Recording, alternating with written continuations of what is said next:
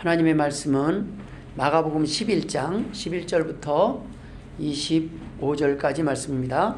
봉독하겠습니다. 예수께서 예루살렘에 이르러 성전에 들어가사 모든 것을 둘러보시고 때가 이미 저물매 12제자를 데리시고 베다니에 나가시니라. 이튿날 그들이 베다니에서 나왔을 때에 예수께서 시장하신지라. 멀리서 잎사귀 있는 한 무화과나무를 보시고 혹 그 나무 위에 무엇이 있을까 하여 가셨더니 가서 보신즉 잎사귀 외에 아무것도 없더라. 이는 무화과의 때가 아님이라. 예수께서 나무에게 말씀하여 이르시되 이제부터 영원토록 사람이 내게서 열매를 따먹지 못하리라 하시니 제자들이 이를 듣더라. 그들이 예루살렘에 들어가니라. 예수께서 성전에 들어가사 성전 안에서 매매하는 자들을 내쫓으시며 돈 바꾸는 자들의 상과 비둘기 파는 자들의 의자를 둘러 엎으시며 아무나 물건을 가지고 성전 안으로 지나다님을 허락하지 아니하시고 이에 가르쳐 이르시되 기록된 바 내 집은 만민이 기도하는 집이라 칭함을 받으리라고 하지 아니하였느냐. 너희는 강도의 소굴을 만들었도다 하시매 대제사장들과 서기관들이 듣고 예수를 어떻게 죽일까 하고 꾀하니 이는 무리가 다 그의 교훈을 놀랍게 여김으로 그를 두려워하밀러라. 그리고 날이 저물매 그들이 성 밖으로 나가더라. 그들이 아침에 지나갈 때에 무화과나무가 뿌리채 마른 것을 보고 베드로가 생각이 나서 여짜오되 랍비여 보소서 저주하신 무화과나무가 말랐나이다. 예수께서 그들에게 대답하여 이르시되 하나님을 믿으라. 내가 진실로 너희에게 이르노니 누구든지 이 산더러 들리어 바다에 던져지라 하며 그 말하는 것이 이루어질 줄 믿고 마음에 의심하지 아니하면 그대로 되리라. 그러므로 내가 너희에게 말하노니 무엇이든지 기도하고 구하는 것은 받은 줄로 믿으라. 그리하면 너희에게 그대로 되리라. 서서 기도할 때에 아무에게나 혐의가 있거든 용서하라. 그리하여야 하늘에 계신 너희 아버지께서도 너희 허물을 사하여 주시리라 하시니라. 아멘. 할렐루야. 오늘도 하나님께서 저와 여러분에게 풍성한 은혜로 채워주실 줄 믿습니다. 이미 받은 줄로 믿으세요. 하나님께서 우리에게 이미 풍성한 영혼의 식탁 지금 준비하셨습니다. 기대하시고 말씀의 귀를 기울이시면 우리에게 하나님의 놀라우신 그 뜻을 볼 수 있는 그러한 믿음도 허락하여 주실 줄 믿습니다. 오늘 본문의 내용은 예수님께서 지나가시다가 무화과나무에 열매가 없는 걸 봤어요. 그리고 나서 딱 보고 너는 이제부터 영원토록 열매를 맺지 못할 것이다 라고 말씀을 하십니다. 그리고 지나가서 성전을 풀고 가요. 성전에 갔더니 막 엉망이에요. 성전 안에서 장사하고 매매하고 성전 안에서 예배를 드려야 되고 제사를 드려야 되는 곳에 막 그냥 서로 환전상부터 시작해서 물건 파는 사람 막 그냥 바글바글 하는 거예요. 예수님이 거기서 성전을 다 그 상들을 다 엎어버리고 성전은 만민이 기도하는 집이다 라고 말씀을 하십니다. 여기에 엄청난 권위가 있는 거예요. 성전 안에는 대제사장이 최고거든요. 그런데 대제사장이 허락을 한 거예요. 뒷돈을 받았든 앞돈을 받았든 성전 안에서 장사해도 된다고. 하나님이 그런 법을 준 적이 없는데 소위 말해서 성전의 규율을 대제사장들이 인간들이 깨트려 버린 거예요. 그런데 거기서 예수님이 너희들이 본질을 잃어버렸다. 성전이 지금 왜 필요한 곳이냐. 여기는 예배하는 곳이다. 기도하는 곳이다. 그걸 다 엎어버려요. 그 다음 날 무화과나무가 뿌리채 마른 것을 보게 됩니다. 그 다음 날 베드로가 다시 지나가는데 보니까 어제 그 나무가 그냥 뿌리부터 다 말라버렸어요. 하루아침에. 근데 이 모든 내용이 지금 하나의 내용을 향해서 가고 있습니다. 그것이 바로 기도에 관한 내용입니다. 우리가 하나님 앞에 기도를 할 수 있습니다. 근데 기도를 할 때마다 다 응답 받으셨습니까? 아니면 응답 받으셨다고 믿습니까? 어떤 기도를 하셨습니까? 저도 수없이 많은 기도를 했어요. 그런데 지금 돌이켜보고 딱 한마디로 할 수 있다면 응답받지 못한 기도는 하나도 없어요. 너무나 많은 응답을 하나님은 주셨습니다. 단지 우리가 그때 상황에서 이해하지 못하고 모를 뿐이었습니다. 우리가 삶 가운데 안 응답으로도 응답하시는 하나님이십니다. 내가 원하는 것을 다 그때 주시는 것이 내게 약이 될 것 같은데 부모도 자식이 달라고 그런다고 다 주지 않고 때로는 달라고 할 때 안 줄 때가 있어요. 주지 못할 때가 있어요. 주면 안 될 때가 있어요. 그러나 부모의 마음은 언제든지 자녀가 잘 되길 바라고 좋은 것을 줄 것을 준비하는 것이 부모의 마음 아니겠습니까? 하나님도 마찬가지십니다. 우리가 하나님의 능력을 사용하길 원하세요. 하나님의 복을 사용하고 복을 받는 주인공이 되길 원하세요. 그런데 사람들은 그 하나님이 어떤 분이신지 모르기 때문에 구하지도 않는 거예요. 하나님 앞에 하나님이 주신다고 구하면 주신다는 믿음이 있으면 왜 구하지 않겠습니까? 그냥 달라고 그러면 주시는데. 저는 오늘 본문을 통해서 몇 가지 은혜를 나누기를 원합니다. 기도 응답을 받지 못한 이유가 있다면 과연 무엇이겠습니까? 오늘 첫 번째 그 이유가 바로 열매가 없었다는 겁니다. 이스라엘 백성은요, 그 주변의 다른 나라에 비해서 선택받은 백성이었어요. 하나님의 백성으로 선택했고 하나님이 함께 하셨을 때 이스라엘은 작은 나라였지만 어느 나라에도 져본 적이 없었어요. 하나님이 함께 하시면 조그만 나라가 그 주변에 블레셋과 로마 어떤 나라가 와도 거기에서 전쟁에 나가면 다 승리를 했습니다. 그런데 지금 이스라엘의 모습은 어떠해요? 로마의 속국이 됐어요. 피지배국이 된 거예요. 우리로 치면 일제치하에 사는 상황입니다. 그런 이유가 무엇에 있었냐는 거예요. 이스라엘에는 열매가 없었어요. 그냥 뭐 단지 의의 열매가 아닙니다. 그들의 기도의 열매, 삶의 열매가 없었다는 거예요. 그들이 기도해도 응답이 없었고 삶을 통해서도 믿음의 증거가 나타나지 않았습니다. 이스라엘에서는 기도가 중지됐어요. 기도가 끝났어요. 교회 내에서 성전에 기도가 없어져 버린 거예요. 기도를 안 해요. 왜 안 하게 됐을까요? 기도해도 응답이 없는데 왜 기도를 하겠습니까? 그럼 왜 기도가 응답이 없게 됐냐는 거예요. 왜 이스라엘 백성이 하나님 앞에 기도해도 하나님은 침묵하셨냐 말입니다. 거기에는 그런 이유들이 있었다는 거예요. 이스라엘은 이미 그 삶 가운데서 돌이키기는커녕 계속해서 자기의 삶의 방식은 바꾸지 않고 하나님 앞에 계속 달라는 기도만 해왔어요. 하나님 앞에 죄 짓고 하나님 원치 않는 죄 짓고 자기 마음대로 살면서 달랄 때 다 주면 우리가 죄에서 나올 이유도 없고 그것이 또 우리의 삶에 좋은 영향을 미치지도 않습니다. 하나님은 하나님이 원하는 삶을 통해서 복을 받기를 원하시는데 이스라엘 백성은 내가 하고 싶은 거 다 하면서 복을 받기를 원했어요. 내가 하고 싶은 걸 다 하면서 내가 원하는 것을 또 하나님 앞에 달라고 기도를 해요. 건강도 달라고 물질도 달라고 이 나라가 로마에서 벗어나게 해달라고 기도를 해요. 그런데 하나님은 그 기도에 응답하시지 않고 침묵하십니다. 삶을 통해서 믿음의 증거가 나타나지 않는 이유는 하나님이 능력이 없으신 게 아니라 하나님의 능력을 우리가 제한하고 있기 때문입니다. 주고 싶어도 주지 못하게 만드는 거예요. 주님은 성전에 들어가십니다. 그리고 성전이 바르게 사용되고 있는지 보고 성전을 살펴보니까 성전이 무너진 거예요. 보이는 성전이 무너진 게 아니에요. 성전 안에 사람들은 와 있는데 하나님을 믿는 사람이 없는 거예요. 기도하는 사람들이 없는 거예요. 장사치만 있고 다른 목적을 가지고 와서 앉아있는 사람들만 막 꽉 차 있는 거예요. 이건 아니다. 이거부터 회복되지 않으면 이스라엘에게 복은 없다. 이스라엘에게 복은 없다. 구원은 없다. 심판만 기다릴 것이다. 그래서 그 심판에 대한 이야기가 무화과나무예요. 너희들이 지금 이렇게 열매를 맺지 못하고 있다. 그 열매는 하나님은 당연히 주죠. 안 믿는 사람이 나무를 심어도 열매를 맺어요. 근데 심지 않는 거예요. 믿음의 열매를 심지 않아요. 믿음의 기도를 하질 않아요. 믿음의 삶을 기반으로 한 기도예요. 하나님을 내가 진정으로 인정하고 그 하나님께 그 하나님을 믿고 하는 기도. 그 기도에 역사가 나타납니다. 그런데 그 하나님을 믿지 않고 그냥 들어주시든지 말든지 그냥 소원을 들어주시는 거예요. 내가 지난번에 기도했는데도 뭐 아무 말씀도 없으시더만 뭐 아무 일도 일어나지 않더만. 그냥 점점 기도는 약해지고 기도하는 자리를 벗어나는 겁니다. 뭐 간절한 때가 왜 없었겠습니까? 간절한 때도 나와서 기도를 했겠죠. 그런데 기도에 응답이 없다고 생각하는 거예요. 하나님은 나에게 기도를 응답하시지 않고 외면하고 생각하신 거예요. 그 뒤에 나도 하나님을 버릴 거야. 내가 하나님 뭐 믿어. 하나님 앞에 등 돌릴 수 있습니다. 무화과 나무는 열매를 맺지 못함으로 해서 그 다음에 뿌리채 말랐어요. 이스라엘에게 심판이 임박했음을 주님께서는 경고하고 계십니다. 너희들도 이렇게 될 것이다. 그러니까 그 심판을 경고하는 건 너네들은 이제 끝났어. 저주받고 끝난 백성이야가 아니에요.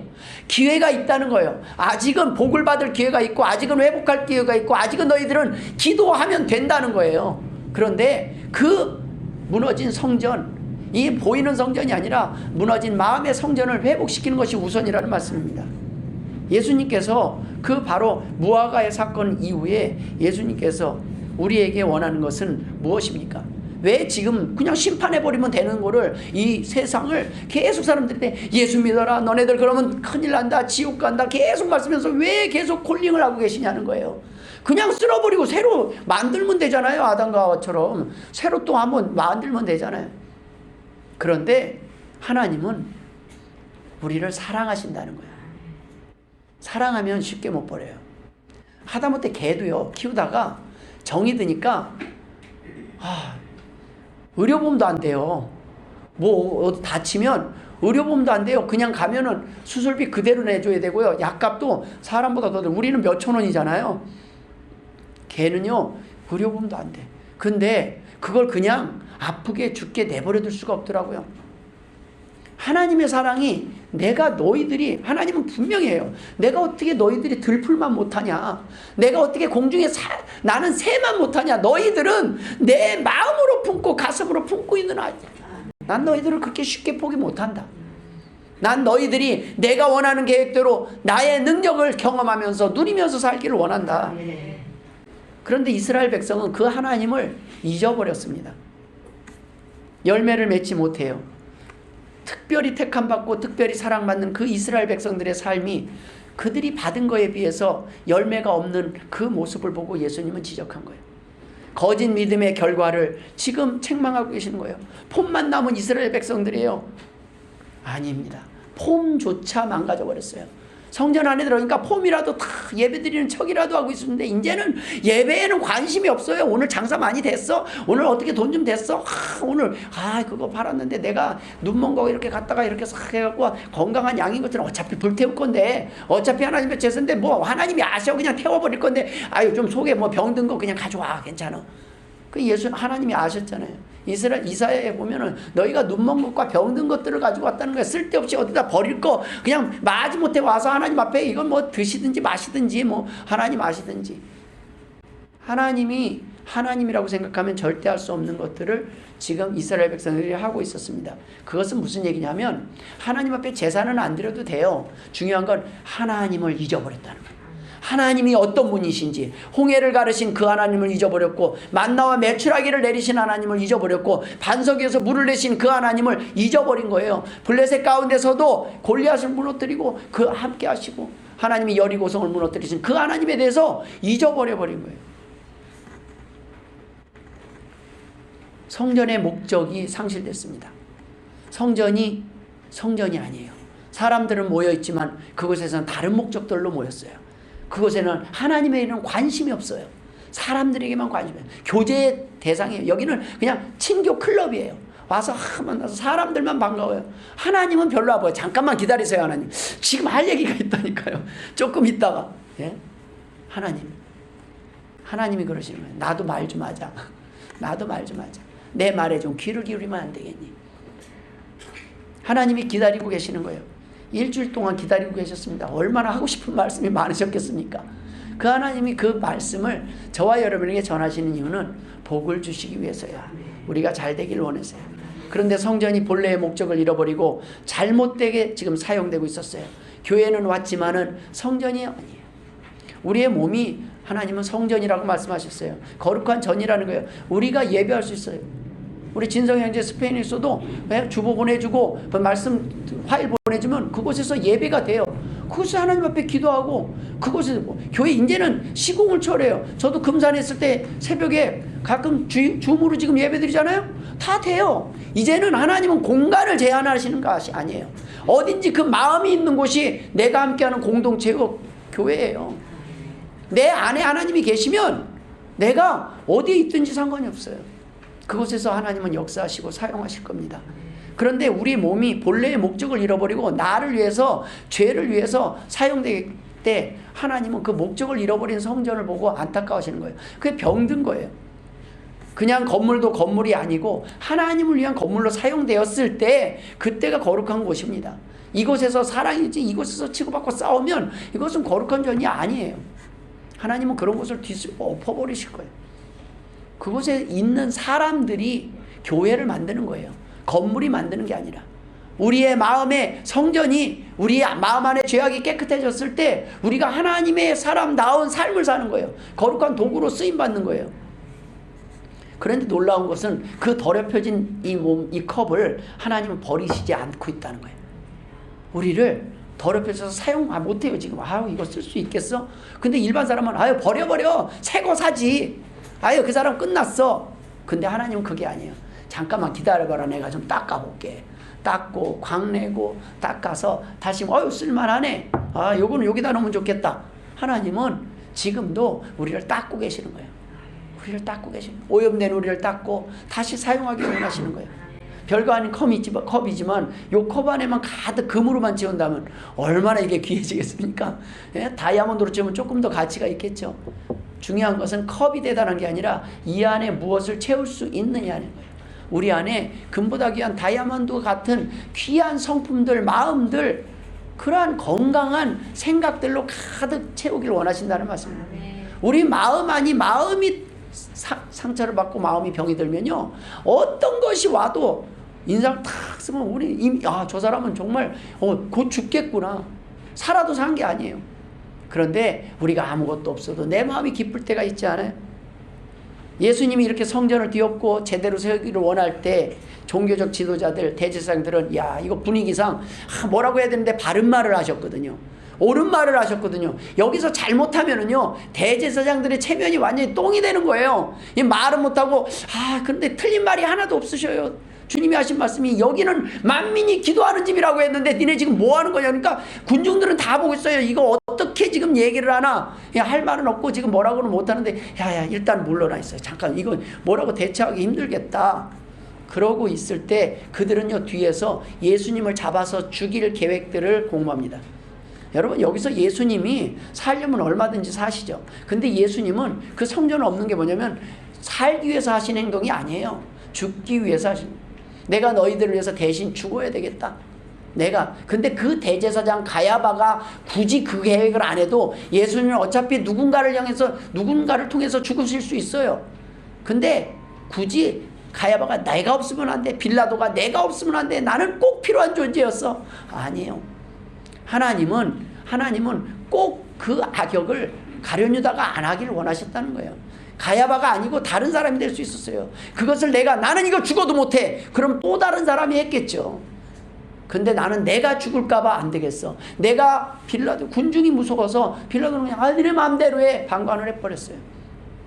여러분, 우리에게 하나님은 항상 선과 악을 선택할 기회를 주십니다. 그 기회를 우리가 악을 선택할 수 있고 선을 선택할 수도 있다는 거예요. 근데 주님은 지금 도리어 대제사장의 계획을 피할 수 없는 분이 아니라 그럼에도 불구하고 대신 죽으셔야 됐기 때문에 지금 성전을 바로 세우시고 그 다음에 그 일들을 행하시면서 예수님이 이어서 하신 말씀이 바로 기도에 대한 내용입니다. 바로 무화과나무에 열매가 없었던 이유, 이스라엘 백성들에게 열매가 없었던 이유가 무엇이냐는 걸 말씀하시는 거예요. 바로 오늘 우리가 나눠볼 두 번째 은혜가 믿음이 없었기 때문입니다. 이스라엘이 왜 그렇게 입만 무성할 수밖에 없었습니까? 마가는 믿음이 없었기 때문이라고 그 원인을 밝히고 있습니다. 심판의 원인, 실패의 원인이 믿음이 없었기 때문입니다. 우리의 삶이 어려움 속에서 계속 진행되는 것은 믿음이 없기 때문이에요. 하나님에 대한 믿음이 없기 때문이에요. 그 어떤 믿음이 없기 때문에 우리가 힘들어하냐 말입니다. 우리의 삶을 한번 돌아보십시오. 크든 작든 우리의 믿음이 진짜 믿음이요, 살아있는 믿음이라면 무엇인가 열매가 반드시 있을 것입니다.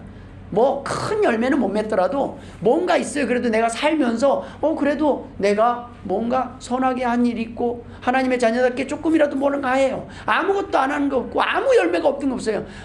꼴랑 그래도 뭔가 열렸네. 근데 내년에는 2개가 열리고 3개가 열리고 점점 무성해지는 거예요. 왜요? 뿌리가 제대로 내린 나무는요, 그 다음에는 더 굵어지고 그 다음엔 더 굵어지고 점점 굵어지더라고요. 첫 해는 이거 나무 뽑아버려야 돼? 근데 시간이 지나니까 열매를 맺더란 말입니다. 뿌리가 내리면 열매를 맺습니다.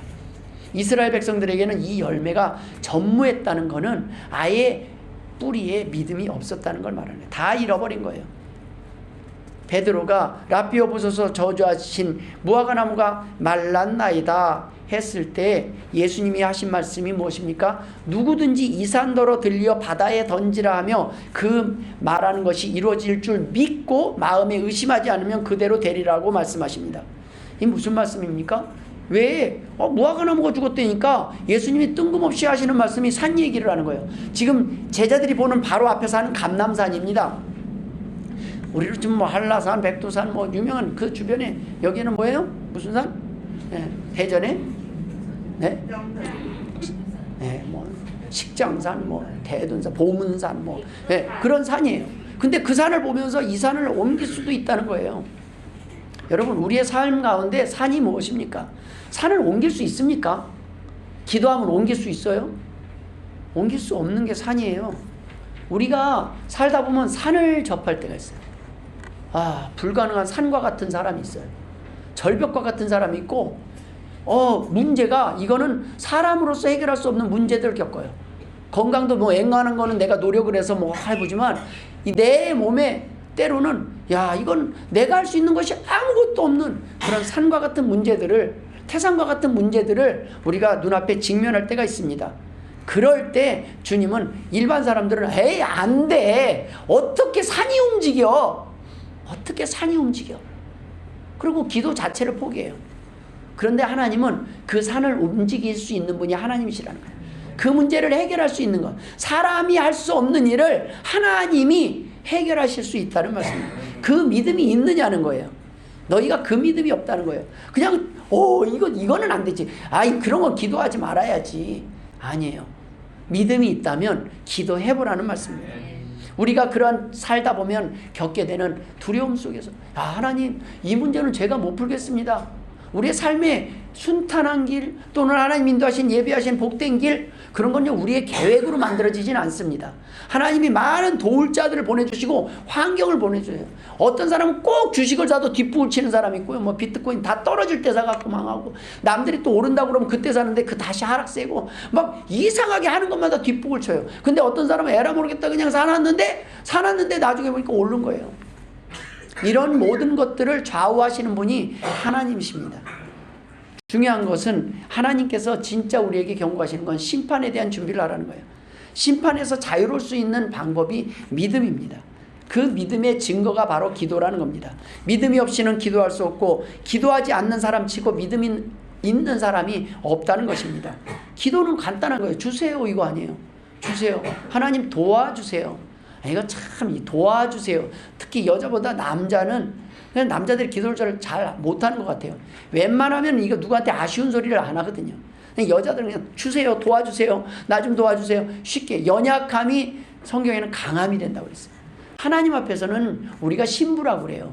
연약함. 하나님은 전지전능하신 그 하나님 천지만물을 창조하신 하나님 앞에서 우리가 버팅기는 거는 버팅길수록 우리는 손해예요. 그냥 빨리 항복하고 잘못했습니다. 하나님 도와주세요. 그랬을 때 하나님께서 그의 전능하신 능력과 무한한 그러한 능력을 우리 앞에 보여주신다는 말씀입니다. 이러한 믿음의 기도가 바로 산을 움직일 수 있어요. 그 산을 움직일 수 없는 큰 사건, 상황, 장애물 이런 것들을 제거하신다는 말씀입니다. 여러분 이러한 불가능한 상황들을 극복할 수 있는 것이 바로 믿음입니다. 하나님에 대한 믿음입니다. 합력해서 선을 이룬다는 믿음이요. 하나님은 나에게 좋은 것만 주시길 원한다는 그 믿음입니다. 근데 이 믿음이 그냥 가져지는 게 아니라 경험을 통해서 나타나요. 그래서 하나님은 처음부터 산을 움직일 만한 믿음이 아니라 처음에는 겨자씨만한 믿음에서 출발하는 거예요. 아주 작은 믿음에서 하나님 내가 큰 믿음은 없고 하나님 내가 요번에 요 프로젝트 요 작은 일은 하나님 좀 도와주세요. 그 작은 거 저는 어떤 거에서 출발했는지 아십니까? 어느 날 정말 하나님이 계신다면 증거를 보여주세요. 그 기도를 한 뒤부터 그 중학교 때 저는 별거 아닌 큰 기도를 하지 않았어요. 뭐 큰 기도, 산업 기도, 하나님 기업을 주세요. 이런 기도는 뭐 나랑 멀었어요. 저는요 그저 버스 기다리다 하나님 버스 좀 빨리 오게 해주세요. 그럼 버스가 딱 와요. 그런 기도예요. 아주 간단한 거예요. 별거 아닌 건데 그전에는 안 하다가 이렇게 도둑질을 좀 하려고 그러면 딱 사람이 들어와요. 못해요. 무서워서. 그냥 하나님이 착착착 보여주시는데 얼마나 정확하게 보여주시니 무서워서 못해요. 처음에 하나님에 대한 감사도 배우지만 두려움도 배우게 하시더라고요.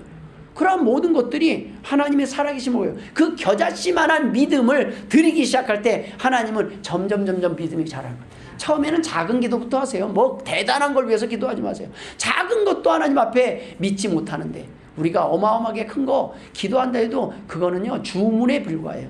그건 기도가 아닙니다.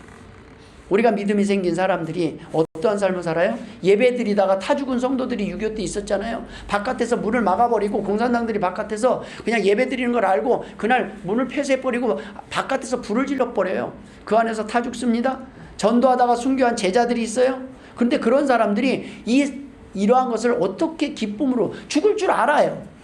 근데 예수님도 지금 죽을 줄 알지만 성전을 엎어버리잖아요. 옳은 일을 하기 위해서. 그렇죠? 죽을 줄 알지만 내가 이러면 이 땅에서 모든 것을 잃어버리고 감옥 갈 줄 알지만 내가 손해되고 힘들 줄 알지만 우리가 옳은 일을 선택할 수 있는 것은 믿음이 아니고서는 안 된다는 거예요. 제자들은요 죽지 않는 게 더 힘들었어요. 천국에 대한 확신이 너무 있기 때문에 영생에 대한 확신이. 제자들이 진짜 두려운 건 영원히 내가 벌을 받는 영원한 심판이 두려웠어요. 왜요? 눈앞에서 죽은 자를 살리신 예수님을 바라보면서 죽음이 끝이 아니구나라는 걸 경험하게 됐단 말입니다.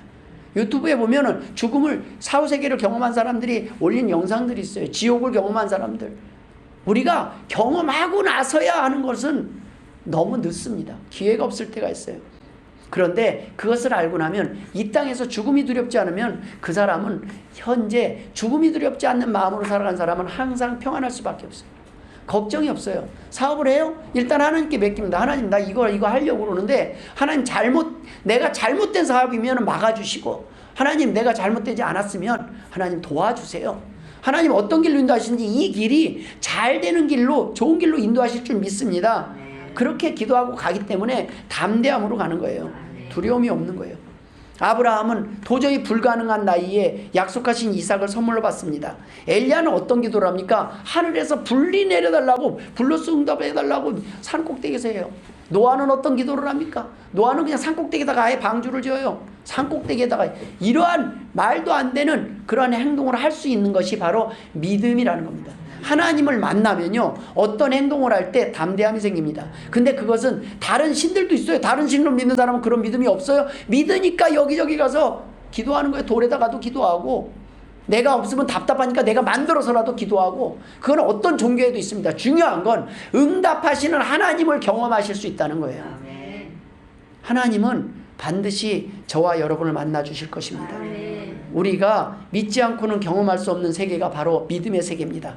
믿음이 없이 주문을 외울 수는 있어도 기도를 할 수는 없는 것입니다. 믿음 없이 고백하는 사도신경, 주기도문, 찬양은 주문에 불과한 거예요. 그냥 하나님의 성을 하고 아멘. 무슨 생각인지도 모르고 해요. 세 번째 우리가 나눌 은혜는 우리가 바로 이 겨자씨만한 믿음만 가지고 믿음의 기도, 믿음의 고백을 했다면 따라합시다. 받은 줄로 믿으라. 받은 줄로 믿으라. 받기 위해서 살아간 사람들이 아니에요. 제자들은요 복 받기 위해서 전도하러 다닌 게 아니에요. 그때 전도하러 다니면 죽을 걸 알고 있었어요. 어떻게 죽을 줄도 알게 됐어요. 그때 당시 전도하던 사람들이 어떻게 죽었어요? 사자밥이 됐잖아요. 그쵸? 감옥에서 목이 잘렸잖아요. 이것이 그때 당시에 그 정도가 아니에요. 초대교회 그 순교자들에 보면은 큰 기름가마솥에다가 넣고 그냥 그 자리에서 튀겨 죽여요. 그런데 그걸 알면서도 너 예수 안 믿는다고만 하면 내가 너를 살려주겠다 그러는데 그 예수 안 믿고 지옥 가는 게 더 무서운 그냥 거기에서 순교를 합니다. 근데 거기에서 하나님의 살아계심을 경험하는 거예요. 그리 아니하실지라도 나는 하나님을 배반할 수 없습니다. 이런 두려움이 없는 담대한 마음으로 살아가는 거예요. 기도는 사람으로는 할 수 없는 것을 하나님의 능력으로 하게 하는 그러한 두드림입니다. 사람으로 할 수 없는 부분들의 영역을 인정하는 거예요. 여러분 내가 뭔가를 할 수 있다고 했을 때는 하나님은요 그래 네 혼자 해봐라 그러고 가만히 있어요. 하나님은 너 혼자 실컷 해봐라. 열심히 모아보고 열심히 계획 세워보고 다 해봐라. 하나님은 그냥 보고 계시는 거예요. 왜요? 내가 하겠다는데. 그런데 우리는 하나님 이거 제가 할 수도 있지만 하나님 도와주셔야 됩니다. 하나님 또 이상한 일 그날 또 햇빛 비가 오게 하거나 햇빛 그러면 안 됩니다. 하나님 좀 도와주세요. 하나님 그래도 잘 됐으면 좋겠어요.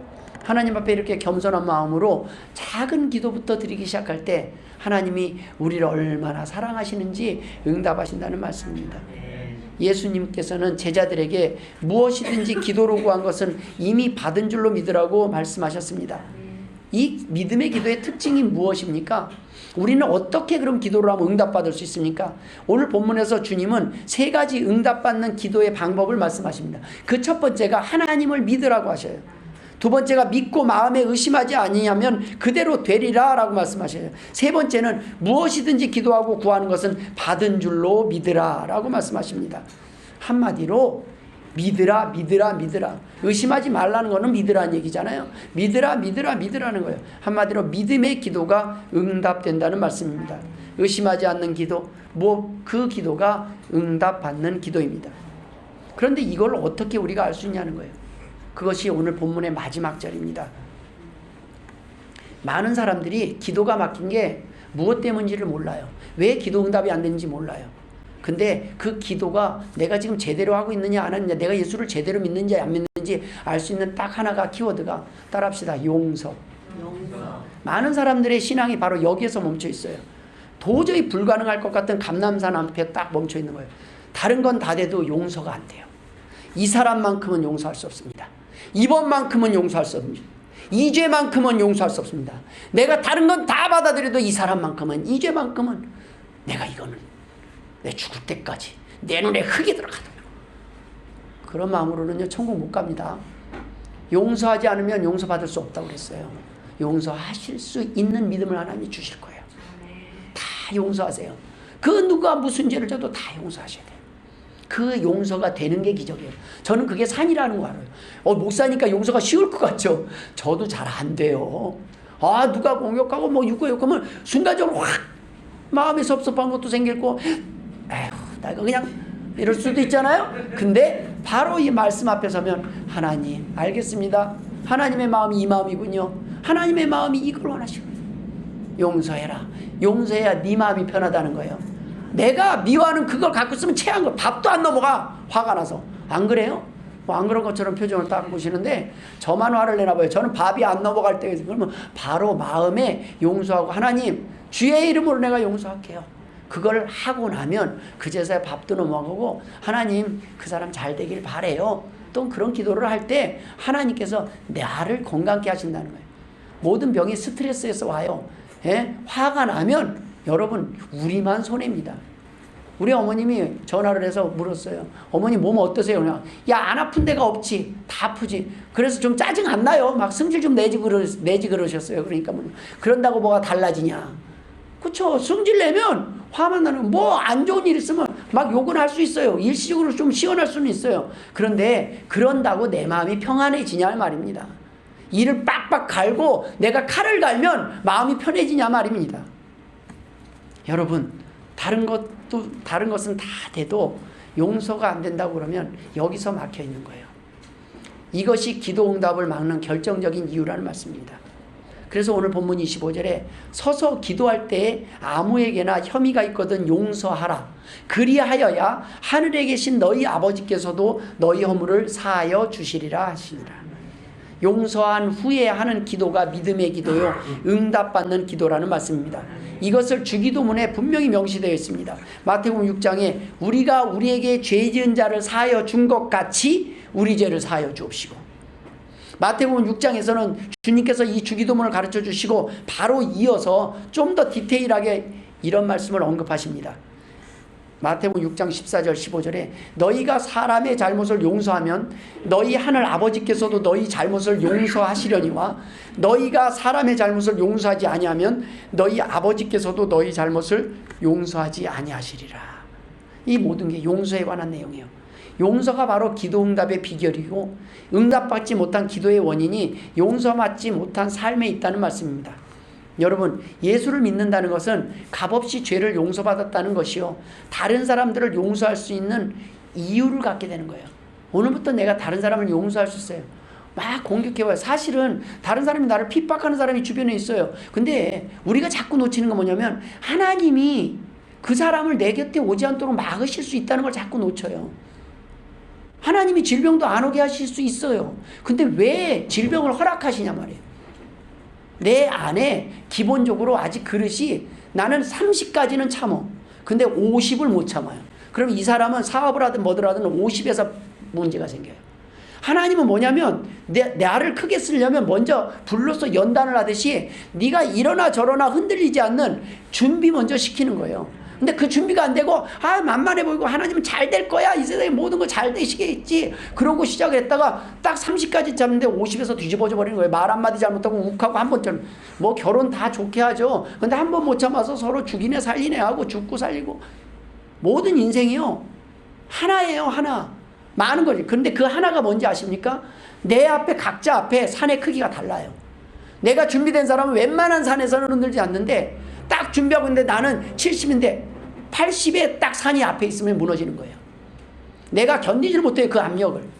그런데 하나님은요. 어떤 분이시냐. 사울이요. 어느 정도에 쓰러질 줄 알았어요. 사울이 어느 정도까지 견딜지. 그래서 사무엘을 보내는데 제사를 드린대요. 전쟁이 일어났어요. 문제가 생긴 거예요. 이 문제 앞에서 사람들은 하나님께 찾죠. 여기까지는 다 해요. 하나님 도와주세요. 백성들이 다 보고 있어요. 왕의 체면에 딱 서 있는데 제사 준비도 다 끝냈어요. 이제 제사장만 오면 돼요. 사무엘만 오면 돼요. 이제 사무엘이 와서 기도 한 번만 하면 이스라엘 백성은 항상 승리했어요. 근데 안 오네요. 안 와요. 언제까지 안 오느냐? 사울이 이걸 못 참고 에라 모르겠다 아무나 드리면 되지 하고 그냥 내가 제사를 탁 드려버려요. 딱 끝나자마자 사무엘이 와요. 왜요? 처음부터 한계가 있는 믿음이었어요. 나는 여기까지는 내가 참아요. 하나님. 난 여기까지는 용서해요. 근데 그 사람에게는 사단은 알아요. 쟤는요 80이면 넘어져요. 쟤는 그냥 혼자 잘 살게 두세요. 어느 정도 지나다가 얘는 80에 무너질 거고 얘는 90은 사단은 머릿속에 걱정을 안 해요. 얘는 무너지래. 얘는 가짜 진짜. 근데 여러분 하나님은 진짜를 원하세요. 100%를 의존하는 거예요. 하나님 모든 것을 하나님께 맡깁니다. 나는 그렇게 하고 기도를 해보니까 우리를 알아요. 나 20점밖에 안 되는 걸 알아요.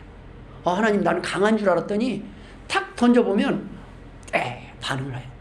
내 안에 아직도 이거밖에 안 되는 거예요. 그러면 하나님 너 알겠냐? 이제 주제 파악 됐냐? 네 하나님 그냥 그런 일 없게 해주세요. 저는요 아예 그런 거 오면은 견딜다고 보장도 못해요. 저는 총칼 앞에서는 뭐 모판 주기철 목사님처럼 그런 거 못하니까 하나님 그냥 제가 감당할 만큼만 주세요. 그래서 성경은요 감당할 시험 외에는 주시지 않다 그랬습니다. 하나님의 은혜는 뭐냐면 알아요. 그래서 쟤는 안 돼. 너무 세. 좀 치워. 쟤는 거기까지는 그렇지 않네. 일단 좀 기다려보자. 근데 우리는 그러잖아요. 다 감당하시기 바랍니다. 어떻게 다 감당해요? 다 우리 믿음의 그릇이 각기 달라요. 근데 어제 겨자씨와 같은 믿음이 10년 뒤에 똑같이 겨자씨만 하지 않아요. 점점 나무가 자라서 새들이 깃들 정도로 풍성해집니다. 하나님은 그걸 기다리시는 거예요. 10년을 기다리시고 20년을 기다리셔요. 근데 사람은요 이렇게 보고 다음 달에 안 되면 잘라버리고 뽑아버리고 들어보고 들었다 놨다 그러니 죽어요. 왜 토마토가 안 나오지? 왜 이거 죽은 거 아니야? 자꾸 뿌리를 들었다 놨다 하면 죽는 거예요. 뿌리를 못 내려요. 우리는 기다릴 줄 알아야 돼요. 하나님의 사랑은 뭐예요? 우리를 아예 처음부터 끝까지 용서하셨어요. 지을 죄까지 용서하시고. 그러나 우리에게 용서를 구하시는 이유가 무엇입니까? 용서를 통해서 내가 스트레스 받지 않고 내가 용서를 할 수 있는 마음의 준비가 됐을 때 다른 사람과의 관계가 원만해지고 다른 사람에 막힌 것들이 풀어져 나간다는 말씀입니다. 믿는 자들은 기도를 하기 전에 먼저 내 안에 막힌 것이 용서하지 않는 사람이 있는가? 하나님이 섭섭하신 것이 없겠는가? 그런 것들을 회개하고 돌아보고 용서할 때 하나님이 일하십니다. 여러분 우리가 일할 필요 없어요. 그때는 기다리고 무슨 발걸음으로 어디를 가든지요. 여러분 뒤로 넘어져도 복을 받아요. 앞으로 넘어지고 뒤로 넘어져도 코가 깨지는 게 아니라 뒤로 넘어져도 복을 받고 앞으로 넘어져도 복을. 그 복이 뭐예요? 우리가 복의 끝은 행복이에요. 마음이 기쁘다는 거예요. 예수 믿는 사람은요 뺨을 맞아도 행복하고 기뻐요. 그런 정도 되면 이 세상에 불편한 게 어디 있어요? 뺨을 맞아도 행복한데 다른 사람이 나를 안아주네요. 얼마나 좋아요. 나는 지금 그냥 물에다 밥 말아가는 것도 행복한데 오늘 고기를 먹게 됐네요. 얼마나 행복해요. 나는 하나님 앞에 나올 수 있는 것만 해도 감사한데 두 발로 걸어서 나오네요. 어떤 사람은 엎혀서 나와도 감사한데 두 발로 걸어서 나오는 게 얼마나 감사합니까? 하나님께서 우리에게 주신 그 기회에 그 믿음을 주셨을 때는 작은 믿음에서 출발해 봅시다. 하나님 뭐 대단한 걸 하나님 오늘 원하시는 게 아니에요. 내가 너를 여태껏 기다리고 있었다. 그래 뭘 좀 해볼까? 이거를 믿어요. 하나님께서는 우리가 그러한 믿음이 계산으로 생기는 것이 아니라 이 몸 안에서 배에서 자동으로 나오길 원하세요. 우리 서희가 짜장면을 사주니까 끝나고 나서요, 저한테 주머니에서 띠적거리더니 돈을 꺼내더니 제가 낼게요 그러더라고요. 아 참나 기가 차서, 예, 제가 그 돈이 없을까봐, 예, 서희 마음에. 근데 계산을 하고 한 게 아니에요. 마음이 이쁘지 않아요? 제 마음이 어떻겠어요? 짜장면을 한 그릇 사주고 싶어서 10그릇이라도 사주고 싶겠어요. 내 마음이 그렇더라고요. 내가 서희에 대한 게 그냥 이뻐요, 이뻐. 뭐 잘못을 안 했다는 게 아니에요. 잘못도 해요. 그런데 밉지 않아요. 왜요? 서희를 하나님이 사랑하실 줄 믿고 나도 사랑해야 되겠다는 결심을 하게 되더라고요. 그 짜장면값 하나에 앞으로 너는 내 거다. 넌 내가 너를 믿는다. 내가 너를 안 버리겠다. 짜장면 하나에도 감동을 하는데 하나님이 우리의 작은 믿음 하나, 작은 헌금, 작은 헌신들을 어찌 크게 보시지 않겠어요? 그러다 보면 얘가 나에게 아무 계산 없이 하는 그 모든 것들을 보고 하나님은 우리들을 보고 더 좋은 것을 주실 계획을 갖고 계신 줄 믿으실 주의 이름을 축원드립니다. 기도하겠습니다. 하나님 아버지 은혜를 감사드립니다. 주님 앞으로 인도하신 하나님, 주의 말씀을 통하여 우리가 복의 주인공이 되게 하여 주옵소서. 오늘 주신 복을 누리며 살게 하여 주옵소서. 감사하며 예수님의 이름으로 기도드리옵나이다. 아멘.